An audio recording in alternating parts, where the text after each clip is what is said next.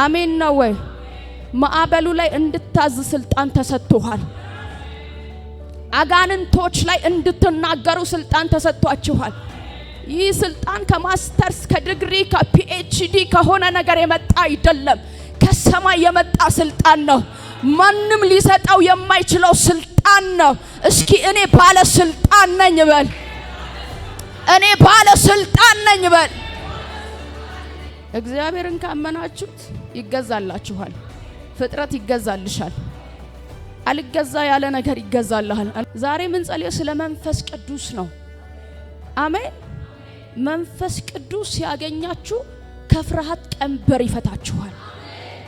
መንፈስ ቅዱስ ሲያገኛችሁ ከጨለማ መንደር ነፃ ያወጣችኋል። መንፈስ ቅዱስ ሲያገኛችሁ ሊገሏችሁ በሚፈልጉ ፊት ትረማመዳላችሁ። ፈሪ የነበራችሁትን ደፋር የሚያደርግ ባለስልጣን የሚያደርግ ብዙ ሺህ ህዝብ መካከል እንድትቆሙ የሚያደርግ እንድትናገሩ የሚያደርግ መንፈስ ቅዱስ ብቻ ነው። እስኪ መንፈስ ቅዱስ በሉ። ትንቢተ ኢሳይያስ ምዕራፍ 60 ላይ ይሄንን ቃል በደንብ እንድታነቡት ይሄንን አዋጅ አውጃለሁ በህይወታችሁ ላይ። ሁላችሁም ታውቁታላችሁ፣ ግን እግዚአብሔር ለአንድ ሰው ብርሃን ወጥቶልታል ብሎኛል። ማቤት እንደሆነ አላቅም፣ በጨለማው ላይ ብርሃን በርቷል።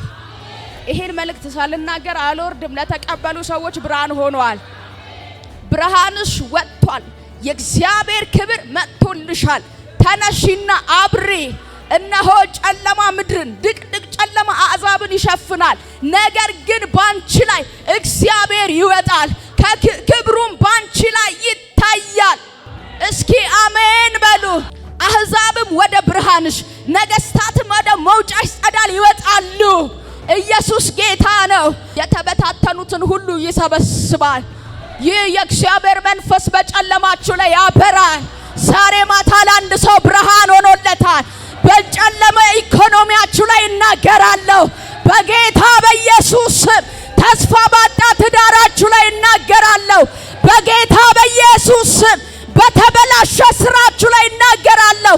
ከእግዚአብሔር የተነሳ በዚህ ማታ ብርሃን ሆኗል። ብርሃናችሁ ወጥቷል። ብርሃንሽ ወጥቷል። ተነስተሽ የማብራት ድርሻ ያንቺ ድርሻ ነው። እግዚአብሔር እየተናገረሽ ከሆነ እግዚአብሔር እየተናገረ ከሆነ ተነስተ በስልጣን መረማመድ ያንተ ድርሻ ነው።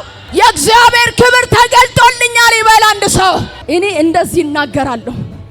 ባዶ ኪሳችሁ ላይ እናገራለሁ። ባዶ ተስፋችሁ ላይ እናገራለሁ። የደረቁ አጥንቶች ላይ ተናግሮ የእግዚአብሔር ሰው ምንም በሌላቸው ተስፋ በማይታይ ሁኔታ ላይ ተናግሮ የእግዚአብሔር ሰው አጥንት ከአጥንት ጋር ከተገጣጠመ ንፋሳት የእግዚአብሔርን ሰው ድምጽ ከሰሙ ዛሬ በኢየሱስ ስም እናገራለሁ። አየሩ ላይ እናገራለሁ። ምድሪቱ ላይ እናገራለሁ። የእናንተ ጉዳይ ላይ እናገራለሁ። ብርሃን ሆኗል። ብርሃን ሆኗል። የእግዚአብሔር ክብር ተገልጧል። በስራችሁ ላይ ብርሃን ሆኗል። በትዳራችሁ ላይ ብርሃን ሆኗል። አገልግሎታችሁ ላይ ብርሃን ሆኗል። ልጆቻችሁ ላይ ብርሃን ሆኗል። እስኪ በእግሮቻችሁ ቁሙና ተናገሩ። የእግዚአብሔር ክብር፣ እጆቻችሁን ከፍ አድርጉ።